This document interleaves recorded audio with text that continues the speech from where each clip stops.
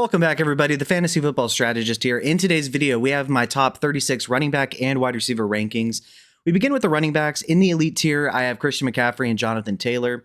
With McCaffrey, he's had no less than 22.7 points in an individual game yet in a full point PPR, along with at least 7 to 15 targets each week. As long as he's healthy, he's the RB1.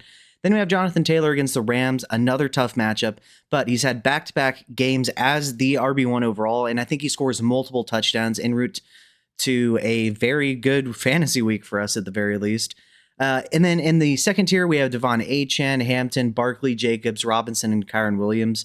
With Achane, it's a plus matchup here against the Jets. It's a potentially winnable game if there's such a thing for the Dolphins. He has at least 9 targets in each of the past 2 weeks and has 3 top 12 finishes in 3 weeks as well. I think he is a lock RB1 for us in a plus matchup. At 4, I have Hampton against the Giants. This is a cake matchup. From a game script perspective, at the very least, with Najee out, I think he's going to get fed. I think he scores, and I think he puts up another top 5 week. Then we have Saquon Barkley against Tampa Bay. It's a plus matchup. He's coming off a poor week, but he scored in each of the first 2 weeks, and I think he does score a touchdown this week en route to a victory for them over the Tampa Bay Buccaneers. Then we have Josh Jacobs in a middling matchup against Dallas. He has yet to truly break out for us in fantasy, but I do think he gets a lot of volume and does end up scoring in this game. And I think it's going to lead to an RB1 finish. Then we have Bijan against the Washington Commanders. It's a very tough matchup, but he has at least 100 total yards in every game so far and at least 5 targets. He has as safe of the floor as you could possibly have, along with a very elite ceiling. I don't think we see one of these crazy weeks from him, but I do think he has a touchdown and around 100 yards. Then we have Kyren Williams against Indianapolis. I don't think he'll have a lot of receptions as he generally doesn't do, but I do think he scores twice on the ground in a low yardage and low efficiency day, but does propel him to a top 12 finish. Then in the next tier, we have Jordan Mason, James Cook, Bucky Irving, Jahmyr Gibbs, and Breece Hall. With Jordan Mason, he's facing off against the Pittsburgh Steelers. It's a plus matchup for him. I think we see more work through the air for him after having no targets this past week. But I do think they also look to control the game by running the ball with him. And so I think he's going to score and be an RB1 for us, albeit a low-end RB1. Then James Cook against New Orleans. Now, he has no less than 20 points in a full PPR setting so far, but I do think they split the work a little bit more this week, and he does more of his damage in the first half because I think they're just going to be beating New Orleans by so much that they're just not going to feed him late into the game. So I don't think he scores as many points, but I think he does it quickly, if that makes sense. Then we have Bucky Irving for Tampa Bay against the Philadelphia Eagles. It's a middle-of-the-road matchup, but I do think we see quite a bit of work from him in the passing game, and I do think he gets a receiving touchdown from Baker this week. It hasn't been the season we wanted for Irving, but with them having their left tackle Wirfs out and now dealing with more, I believe 2 more injuries to their offensive line, including their right guard and right tackle, if I'm not mistaken, it's been rough, but he's such a good player that the floor has still been there for him. Then we have Jahmyr Gibbs in a very tough matchup against Cleveland. So he's coming off a low efficiency multi-touchdown game. I think we see more inefficiency because of the tough matchup, but I do think he scores, and I think he sees such work through the passing game that he's going to be a low-end RB1 for us. And then kind of sneaking in there as technically my 13th ranked running back, but I think he's going to score pretty closely to the rest of these guys in this tier. We have Breece Hall against Miami. I think we see a relatively big game from Breece with over 100 total yards and 5 or more receptions. But I do think that Braylon Allen is going to steal a goal line touchdown against Breece Hall this week. So I think that's going to prevent him from being up there with the rest of these running backs. But I think he is going to be very, very efficient. Then we have Derrick Henry against Kansas City. It is a tough matchup, but I do think that the Ravens are going to look to help him regain some of his confidence after a couple of fourth quarter fumbles. I do think he ends up scoring a touchdown this week, but I don't think he has one of these massive 200-yard games that we see from him from time to time. Then we have Quinshon Judkins also in this tier against Detroit. I think he has a harder time finding running room, but I think they're going to be down by so much that he saves his day with receptions. Then we have Ashton Jeanty against Chicago. I think we actually see the first efficient game from him this week, although I do want to make clear that it's not that he isn't talented. It's that the offensive line is so bad that he has more yards after contact than actual rushing yards. But I still don't think he scores a touchdown this week. But nonetheless, I think he's finally efficient, and I think we finally get an RB2 week from him. Then we have J.K. Dobbins against Cincinnati. He does have a touchdown in each game so far, and I think that continues in a plus matchup. But I do think they start to lower his workload and give a little bit more to R.J. Harvey starting pretty soon. Then we have Alvin Kamara against Buffalo. We have yet to see a blow-up game from Kamara so far, but I do think we see a lot of receptions from him as they look to keep pace with Buffalo. I don't think they're going to be successful. But nonetheless, I still think that he is going to be a solid RB2 due to volume and especially those receptions. Next, we have Cam Skattebo, Javonte, and Hubbard in the next tier. With Skattebo, he's coming off a top 5 week, but this is a very tough matchup against the Chargers. Along with them transitioning from Russell Wilson to Jackson Dart, I think that's going to make finding room in the run game quite difficult for him, on top of it just being a bad matchup. But I do think he sees quite a bit of work in the passing game, and that gives him a good enough floor to be an RB2 this week. Javonte finds himself facing off against the Green Bay Packers. This is a terrible matchup, to be honest with you. But he has had at least 5 targets in each of the past 2 weeks, and I do think that saves him from a floor perspective. But in a very tough game, I don't think he scores a touchdown, and I don't think we see a ceiling Javonte week here. Then we have Chuba against New England. So he's nursing a calf injury. I also think he loses a little bit of work due to that to Rico Dowdle this week. But I do think that he saves the day with a touchdown, and I still think he sees the majority of the work out of the backfield, but still just a middling RB2 this week to a low-end RB2. Then we have Tony Pollard, Swift, ETN, Chase Brown, and Montgomery in the next tier. With Pollard, it's a plus matchup against Houston. But the offense has just been so abysmal that while, yes, he's seen at least 16 carries in each week, I think it's just going to lead to yet another uninspiring performance because this offense just does not score touchdowns. Then we have DeAndre Swift against the Vegas Raiders. So it's a middle-of-the-road matchup. He has at least 12 carries and 3 targets in each of the previous 3 weeks. So we've seen a decent floor, but we just haven't seen a ceiling game yet either. I don't think we see a ceiling game from him this week, and I don't think he scores a touchdown. Then we have ETN against San Francisco. So I think he struggles this week and loses a bit more work to Bashal Tutin. But I think that he makes up for it in the passing game with a good bit of receptions as they try to keep up with San Francisco. I do think they're going to have a very tough time this week. Then Chase Brown against Denver. Without Burrow, the offense has been struggling. And Chase Brown, I was never the biggest Chase Brown guy. I thought he was the ultimate situation running back and not really that it was his talent. And he was struggling even with Burrow. It's been even worse without Burrow. I think that he gets enough volume to where if you have him, you probably have to play him. But I don't like Chase Brown even in a plus matchup against Denver. David Montgomery against Cleveland. I know he went ballistic last week, but this is a much tougher matchup. Same thing goes with Gibbs. I think he's an RB3 this week, and I don't think he scores a touchdown. Then in the next tier, we have Warren, Henderson, Tutin, Chubb, Hunt, and Stevenson. With Jaylen Warren, he finds himself facing off against the Minnesota Vikings. It's a middle-of-the-road matchup. And while the increase of work in the passing game has helped raise his floor, he just doesn't really have a ceiling in this offense under Aaron Rodgers and Arthur Smith. So I just think that, he's just this guy you could throw in your flex as an RB3, and that's fine. Trevion Henderson against the Carolina Panthers, middle-of-the-road matchup. But I think that while he does see a little bit more work this week, and I do think he scores more points than Ramondre Stevenson, I don't think he sees enough work. And until we see those 10 to 14 carries and 5 targets, give or take, per week from him, I think it's going to be tough to see one of these ceiling weeks unless he just happens to score a long touchdown, which he is capable of doing. But I think that he's more in the RB3 ranks where he's a good floor guy, but just doesn't really have a ceiling yet until he gets the work.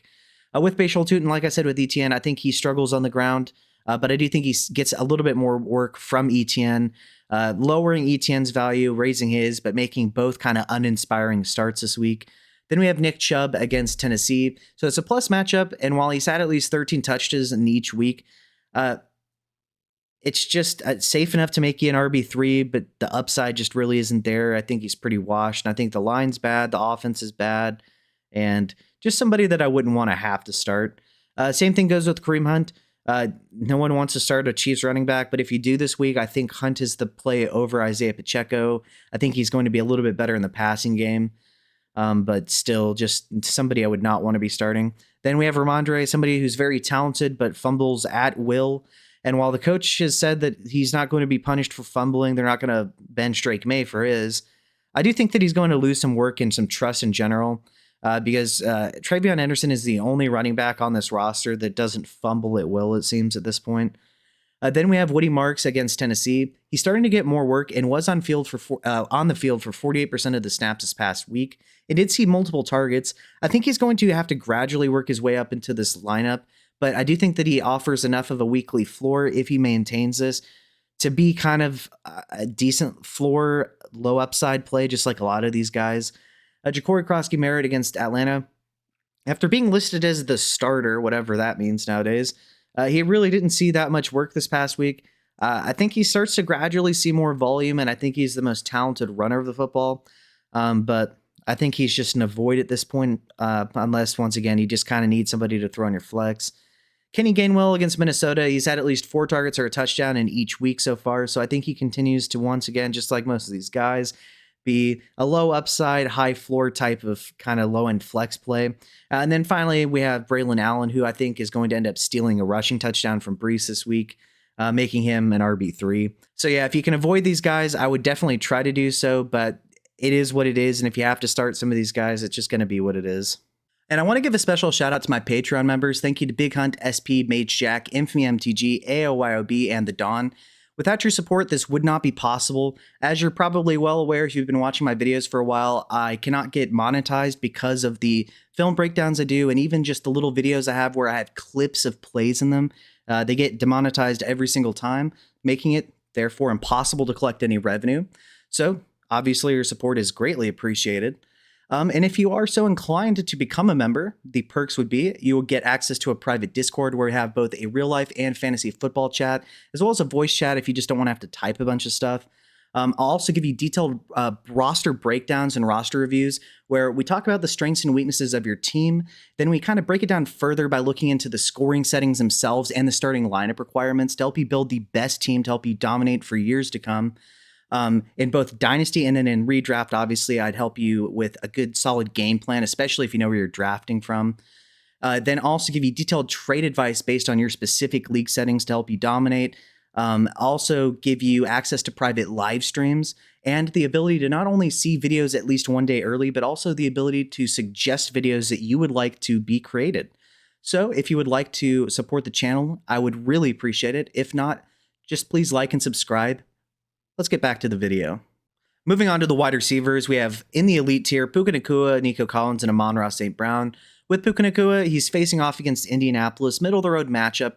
He has at least 23 points, though, in each week so far, and is establishing himself as the wide receiver 1 overall in fantasy, at least as long as he can stay healthy. Then we have Nico Collins against Tennessee. He had a huge bounce-back week this past week, and I think he decimates Tennessee with 100-plus yards and multiple touchdowns. Then we have Amon-Ra St. Brown against Cleveland. He has 4 touchdowns in each of the past 2 weeks, and I think the touchdown streak continues with at least 100 total yards this week. And the next year, we have Rome Odunze, George Pickens, and Garrett Wilson. Rome Odunze is facing off against the Las Vegas Raiders. It's a great matchup, first of all.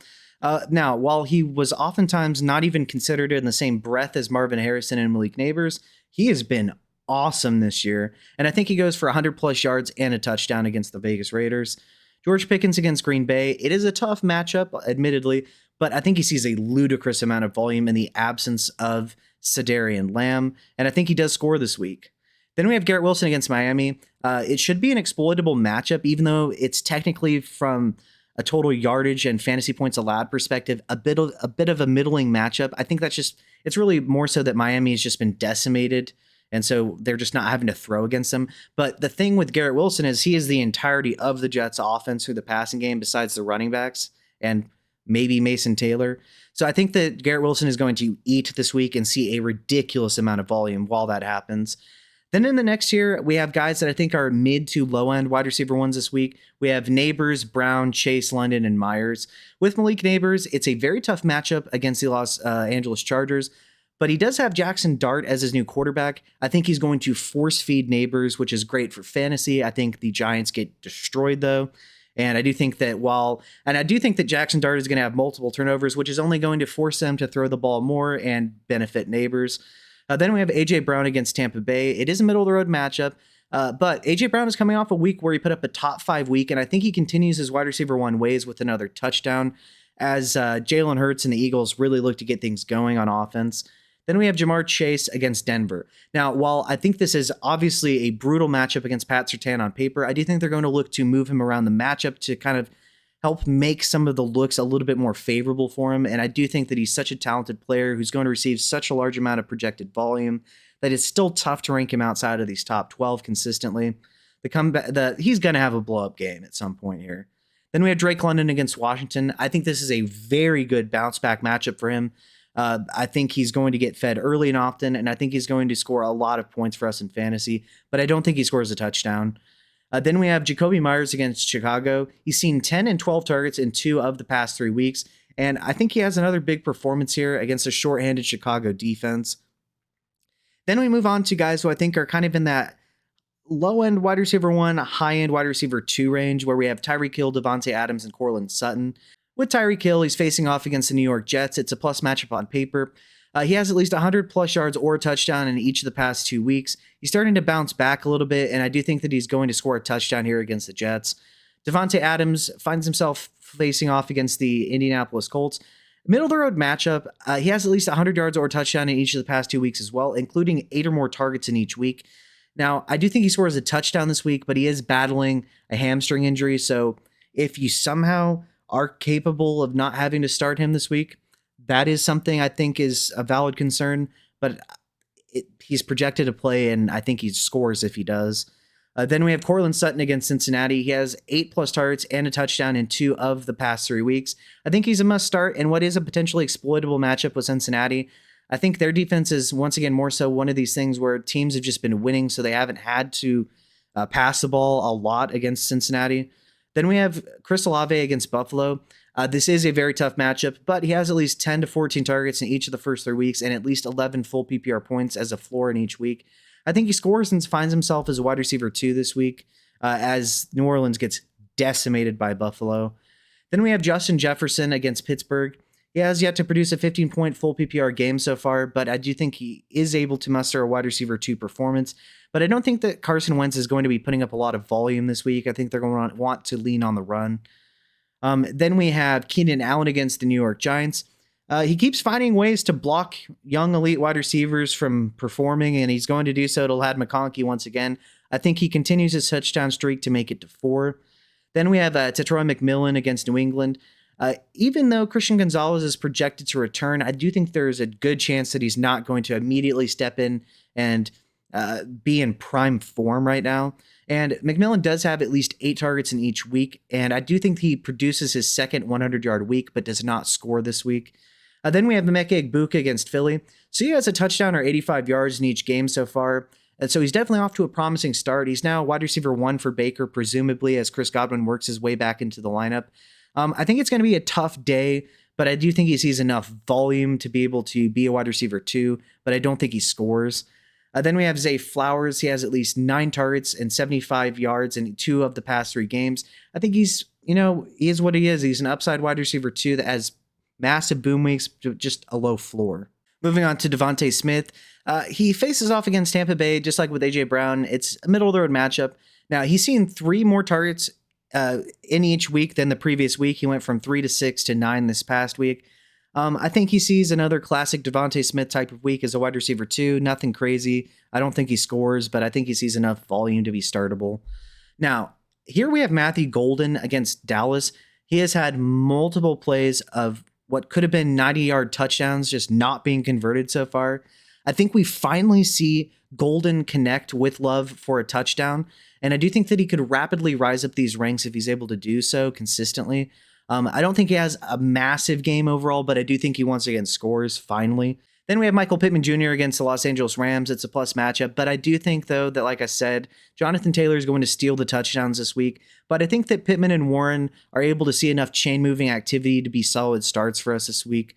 Then in the next tier, we have BTJ, Samuel, Williams, Moore, McConkey, and Higgins. With Brian Thomas, I think we will finally see a breakout game at some point from him. I just don't think it's going to be this week against San Francisco. It's a very tough matchup, even without Nick Bosa. I think that defensive line is just going to be too much for the Jags' offensive line. Then we have Deebo Samuel against Atlanta. It is a tough matchup. I think that without McLaurin to take away some of the coverage, Deebo does get the volume we want, but I don't think he's a difference maker this week.